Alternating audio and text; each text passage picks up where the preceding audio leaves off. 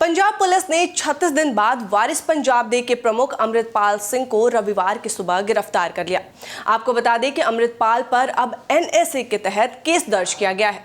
अब आप में से बहुत से ऐसे लोग होंगे जिन्हें एनएसए के बारे में पता नहीं होगा और कुछ ऐसे भी लोग होंगे जिन्हें थोड़ा बहुत पता भी होगा।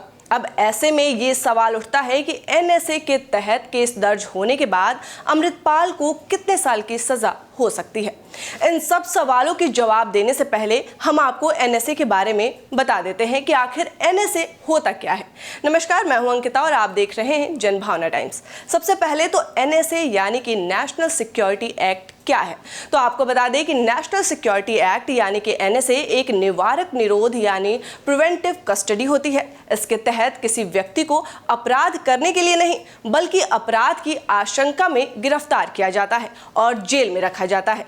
इस बात की तस्दीक कलेक्टर करता है, बकायदा वो कई सारी रिपोर्ट पेश करता है। इसके आधार पर साबित करता है कि इस व्यक्ति को जेल में रहना जरूरी है, वरना यह गंभीर अपराध को अंजाम दे सकता है। इससे समाज और कानून व्यवस्था को खतरा पैदा हो सकता है। कुल मिलाकर ये कानून अपराध होने से पहले सरकार को किसी भी संदिग्ध व्यक्ति की गिरफ्तारी की शक्ति देता है। आपको बता दें कि एनएसए का कानून संसद से 1980 में पास हुआ था। इस कानून को बनाने के पीछे एक वजह यह थी कि जो हमारे संविधान के अनुसार रूल ऑफ लॉ यानी कि कानून का शासन है, उसके तहत दो बातें हैं। पहला, किसी की बेवजह गिरफ्तारी नहीं होनी चाहिए। दूसरा, गिरफ्तारी होने के 24 घंटे के भीतर उसको मजिस्ट्रेट के सामने पेश करना चाहिए। ये बातें सीआरपीसी यानी कि क्रिमिनल प्रोसीजर कोड में भी कही गई है। हालांकि एक्सेप्शनल केसेस यानी कि विशिष्ट परिस्थितियों में सरकार को संविधान के आर्टिकल 22(3) के तहत प्रिवेंटिव डिटेंशन की पावर दी गई है। यानी किसी व्यक्ति को एनएसए के तहत गिरफ्तार किया गया है तो उसे आर्टिकल 22(1) और 22(2) के तहत प्राप्त गिरफ्तारी और हिरासत के खिलाफ संरक्षण का अधिकार प्राप्त नहीं होगा। अब आपको बताते हैं कि किस वजह से एनएसए लगाया जाता है। आपको बता दें कि सरकार 4 परिस्थितियों में किसी को भी अपराध होने की आशंका में गिरफ्तार कर सकती है। पहला, राष्ट्रीय सुरक्षा के मामले में। दूसरा, मेंटेनेंस ऑफ पब्लिक ऑर्डर के मामले में। तीसरा, पड़ोसी देशों के साथ संबंध के मामले में। वहीं चौथा है भारत की सरहदों की सुरक्षा के मामले में।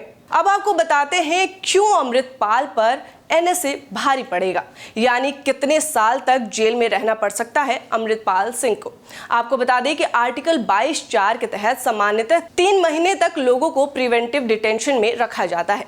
इसकी अधिकतम अवधि 1 साल तक हो सकती है, यानी अमृतपाल को भी 1 साल तक बिना सुनवाई के जेल में रहना पड़ सकता है। इसके ऑर्डर का पुलिस से कोई लेना देना नहीं होता है। यह प्रशासनिक आदेश होता है जो डीएम या कमिश्नर द्वारा पारित किया जाता है। इसको कंफर्म करने के लिए एक एडवाइजरी बोर्ड बनाया जाता है, यानी जिस शख्स पर एनएसए लगाया गया है वो सही है या नहीं। इस बोर्ड में सामान्यतः 3 सदस्य होते हैं। इनमें से एक रिटायर्ड जज होता है। इसके बारे में संविधान के आर्टिकल 22(5) में प्रावधान है। कई रिसर्च में दावा किया गया है कि अगर सरकार एक बार किसी पर एनएसए लगाती है तो सामान्यतः एडवाइजरी बोर्ड भी उसे कंफर्म कर देता है। अब ये तो बात हो गई कि सरकार अमृतपाल पर एनएसए लगाने के बाद क्या कर सकती है। अब सवाल ये उठता है कि अमृतपाल एनएसए लगने के बाद क्या कर सकता है।